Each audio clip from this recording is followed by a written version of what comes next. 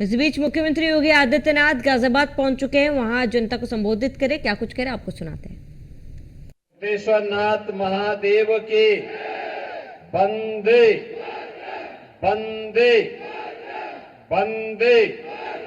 नमः पार्वती पतिये हर हर।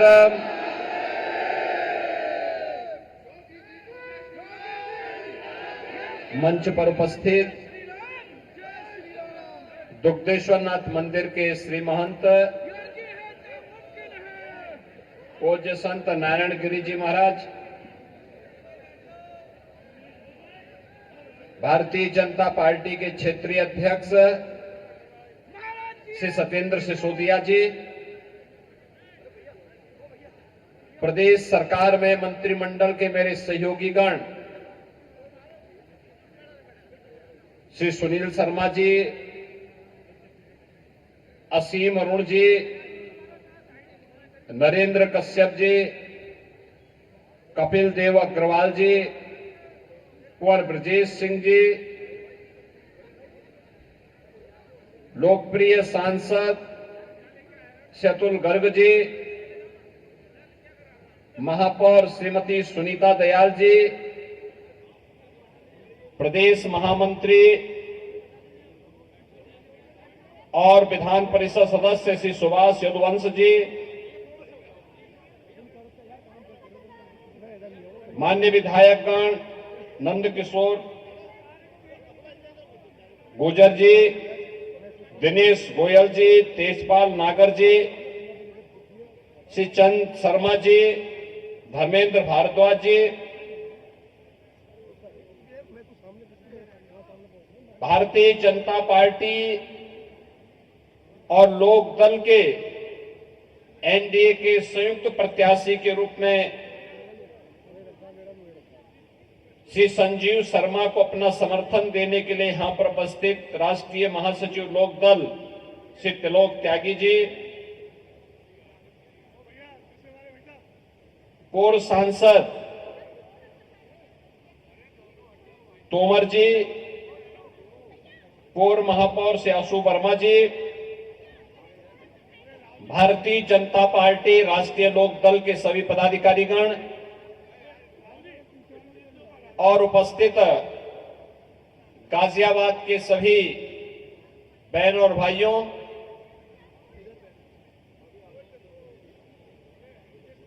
उत्तर प्रदेश में 9 विधानसभा क्षेत्रों में वर्तमान में उपचुनाव चल रहे हैं। उपचुनाव की दृष्टि से भारतीय जनता पार्टी और उसके सहयोगी प्रधानमंत्री मोदी जी के विजन 10 वर्ष के अंदर उनके विजनरी लीडरशिप में भारत ने और उत्तर प्रदेश ने जो उपलब्धियां हासिल की हैं, उन मुद्दों को लेकर के जनता जनार्दन के बीच में है। आपने देखा होगा ये चुनाव पहले 13 नवंबर को था। 13 नवंबर के बाद तिथियां टली, क्योंकि सभी लगभग कमोवेश सभी राजनीतिक दलों ने कार्तिक पूर्णिमा के स्नान को देखते हुए चुनाव आयोग से इस बात की अपील की थी कि 15 नवंबर की तिथि ध्यान में रखते हुए इसको आगे चुनाव किया जाए। भारत निर्वाचन आयोग ने जन आस्था का सम्मान किया, 20 नवंबर को चुनाव की तिथि तय की।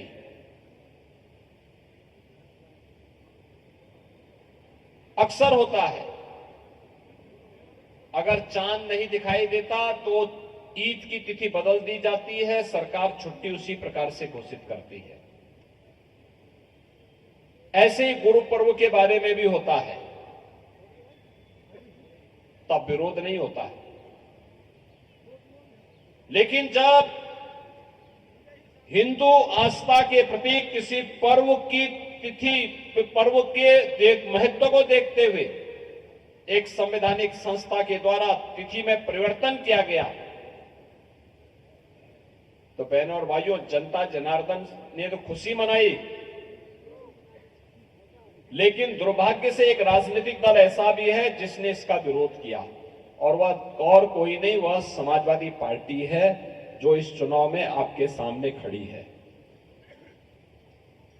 यानी समाजवादी पार्टी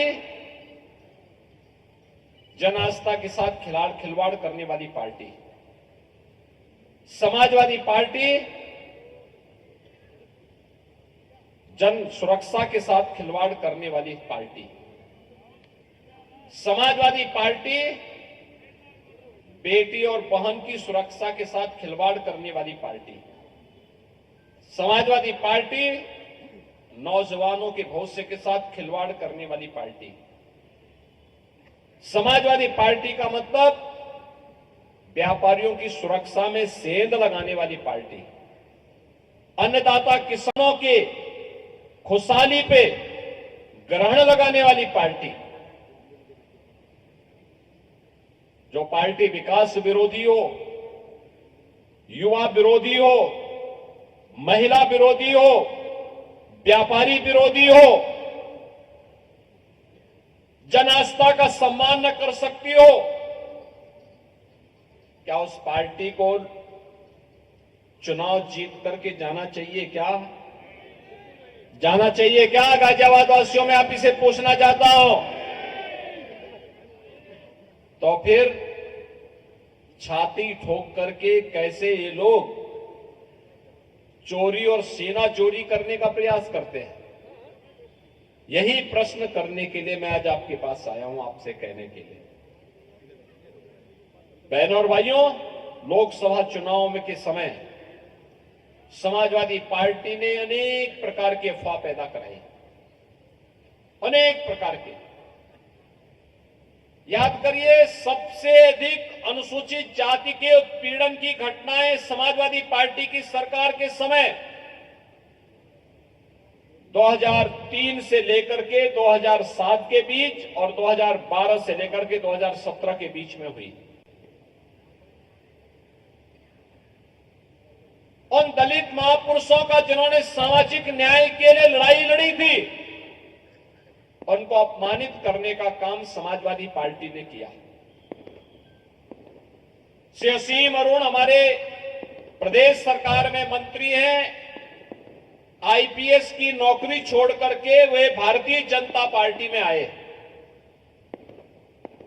उनके पूज्य पिता भी उत्तर प्रदेश के डीजीपी थे।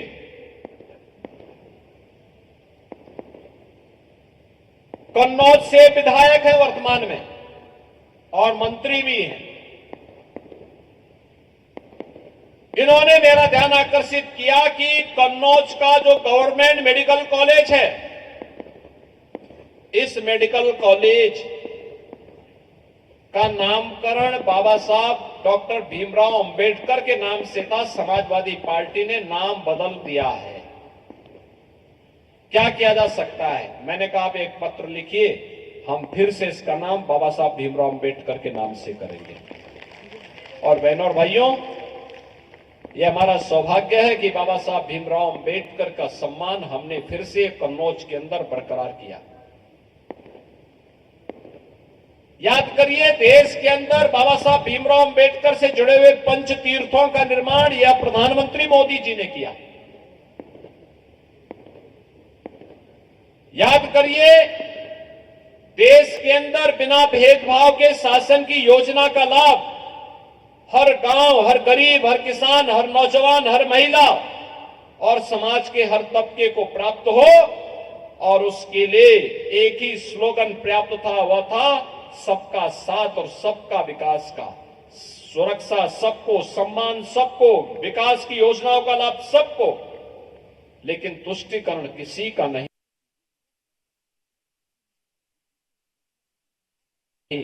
यह संकल्प भारतीय जनता पार्टी का जो 2014 से है, वो आज भी इसी रूप में बना हुआ है। और इसीलिए आज मैं आपसे कहने के लिए आया हूं, आज जो ये विकास दिखाई दे रहा है। मैं आज से 10 वर्ष पहले, क्योंकि मुझे ये रमेश चंद्र तोमर जी सांसद थे, हम लोग साथ साथ सांसद रहा करते थे और संसद में कई बार ये मुझसे कहते थे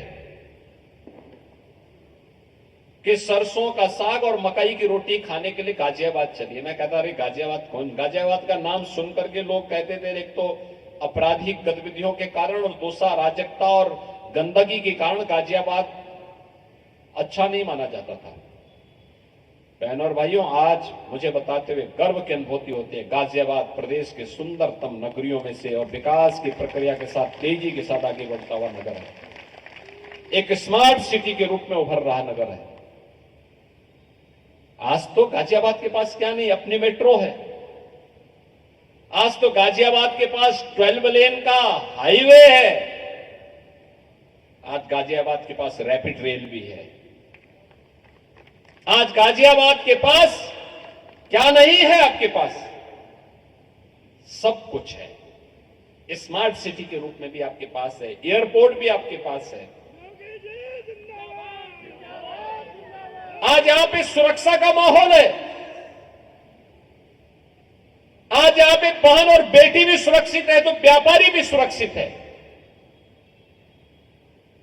आज कोई अपहरण नहीं कर सकता, बेटी और बहन की सुरक्षा में सेंध नहीं लगा सकता, किसी व्यापारी का अपहरण नहीं कर सकता और अपहरण के नाम पर कोई फिरौती वसूल नहीं कर सकता। अगर फिरौती वसूल करेगा तो ये मान करके चलिए कि वो यमराज का घर का दस्तक दे रहा है। और इसीलिए मैं आपसे कहने के लिए आया हूं, ये विकास और इस सुरक्षा का माहौल देने वाली भारतीय जनता पार्टी की डबल इंजन की सरकार आपसे कहने के लिए आई है कि बहनों और भाइयों, 2017 के पहले उत्तर प्रदेश के बाहर आप जाते थे, जो स्थिति 2014 के पहले भारत की स्थिति थी, कोई भारतीय दुनिया में जाता था, लोग सबकी निगाहों से देखते थे, सम्मान नहीं देते थे। 2017 के पहले उत्तर प्रदेश का कोई निवासी उत्तर प्रदेश के बाहर जाता था, और कितना भी बड़ा क्यों न रहा हो, कितना भी संपन्न क्यों न रहा हो, सम्मान तार तार करके रखा हुआ तत्कालीन सरकारों ने। पहचान का संकट था। क्या युवा हो, क्या व्यापारी हो, क्या समाज के किसी भी अन्य तबके का कोई व्यक्ति, प्रबुद्ध जन हो, चिकित्सक हो, शिक्षक हो, कोई भी हो, 17 के पहले उत्तर प्रदेश के बाहर जाते थे, सम्मान नहीं मिलता था, लोग सबकी निगाहों से देखते थे। और आज मैं कह सकता हूं, हमारा उत्तर प्रदेश का 25 करोड़ का वासी देश और दुनिया के अंदर कहीं जाता है, नाम उत्तर प्रदेश का आता है तो उसके चेहरे पर खुशहाली उसकी सामने दिखती है कि वाह, उत्तर प्रदेश का ये विरासत और विकास का जो अद्भुत संगम डबल इंजन सरकार ने यूपी को बनाया है। कोई सोचता था अयोध्या में राम मंदिर बनेगा? ये मंच पर उपस्थित जितने भी लोग हैं और आप में से भी ढेर सारे कार्यकर्ता उस आंदोलन के साथ जुड़े हुए थे, आंदोलन करते थे, लेकिन सफलता का कोई ठिकाना नहीं था। लेकिन केवल इस बात को लेकर के ये जन्म मिला है, तो ये जन्म सही, एक जन्म राम के ही नाम पर सही, लेकिन एक बार तो हम इस काम के लिए अपने आप को समर्पित करते हैं, केवल इस भाव के साथ। याद करिए, केंद्र में सरकार मोदी जी के नेतृत्व में 14 में आई, प्रदेश में समाजवादी पार्टी की सरकार कोई कार्य नहीं होने देती थी, क्योंकि इनको विकास से कोई मतलब ही नहीं। इनका विकास तो व्यक्तिगत विकास है, परिवार का विकास है, सिपाही खानदान का विकास है, उससे बाहर सोच ही नहीं सकते, सोच है भी नहीं।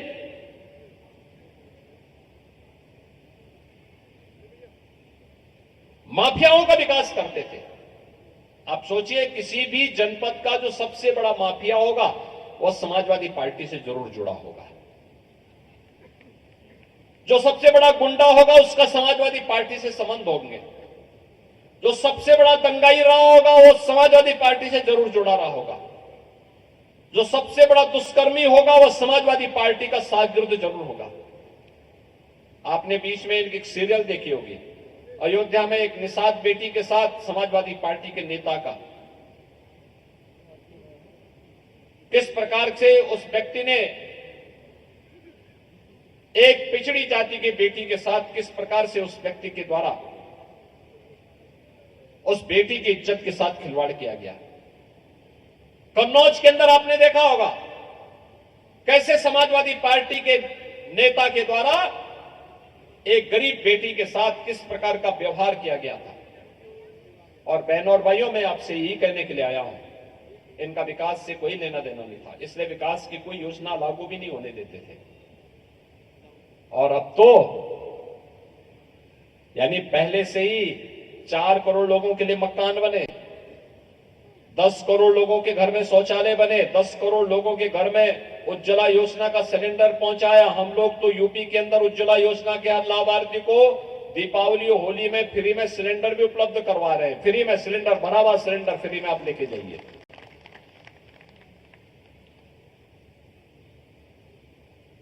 हर घर नल की योजना लागू हो रही है, मेट्रो की सेवा शुरू हुई, एयर कनेक्टिविटी बेहतर हुई। और पहले से ही यूपी के अंदर 10 करोड़ लोग 5 लाख रुपए की आयुष्मान भारत की सुविधा का लाभ प्राप्त कर रहे थे। और अब तो मोदी जी ने घोषणा कर दी है कि 70 वर्ष से ऊपर के हर एक व्यक्ति को फ्री में 5 लाख रुपए हर वर्ष स्वास्थ्य सुविधा उपलब्ध करवाएंगे। इम्पैनल्ड हॉस्पिटल में जाइए, आपको फ्री में उपचार होगा। बहनों और भाइयों, विकास की एक सोच होती है, हर व्यक्ति नहीं कर सकता, लेकिन भारतीय जनता पार्टी ने किया, मोदी जी के नेतृत्व में किया। अयोध्या में राम मंदिर का निर्माण भी हुआ। 17 में डबल इंजन की सरकार भाजपा की यूपी में बनने के साथ ही मात्र 2 वर्ष के अंदर अयोध्या की 500 वर्षों की समस्या का समाधान हो गया। इस बार अयोध्या के दीपोत्सव को देखा होगा आपने, क्या भव्य दीपोत्सव था, हर अयोध्यावासी जुड़ा था। और बहनों और भाइयों, मैं यही कहने के लिए आपसे आया हूं, ये जो दीपोत्सव का कार्यक्रम है, यह उत्सव के साथ आम जन को जोड़ने का एक प्रयास, प्रभु राम के साथ एक तारतम्य स्थापित करने का प्रयास, अपनी विरासत पर गौरव की अनुभूति करने का प्रयास। और उसी प्रयास के क्रम में आप गाजियाबाद वासियों को फिर से हम जोड़ने के लिए आए हैं। अभी तो ये कार्यक्रम चले हैं, ये तो एक शुरुआत है, शुरुआत, इसको नई ऊंचाई देनी है। और नई ऊंचाई देने के लिए जो एक कार्यक्रम प्रारंभ हुए हैं, चाहे वह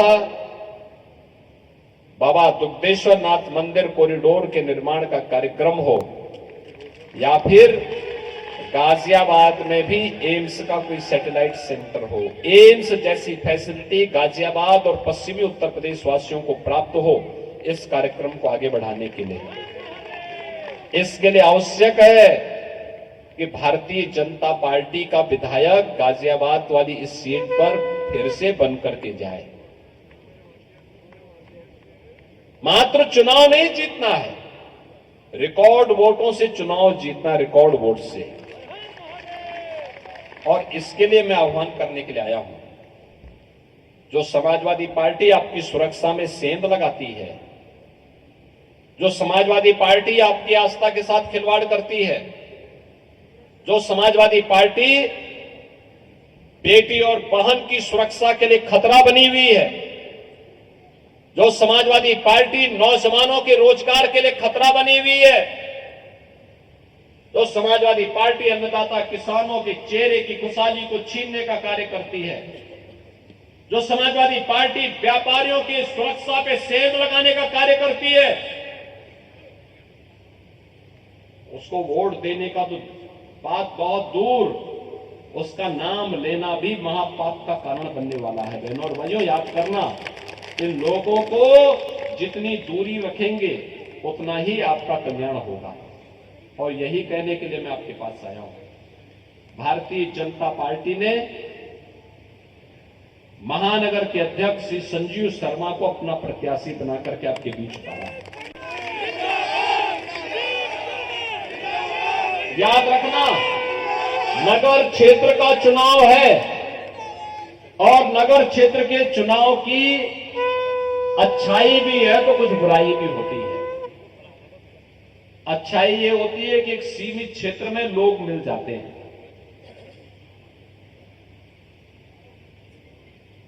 एक दायरा होता है, उस दायरे में काफी बड़ी आबादी होती है, तो जनसंपर्क करने के लिए लोग आसानी से संपर्क कर सकते हैं, लोग मानसिक रूप से भी तैयार रहते हैं।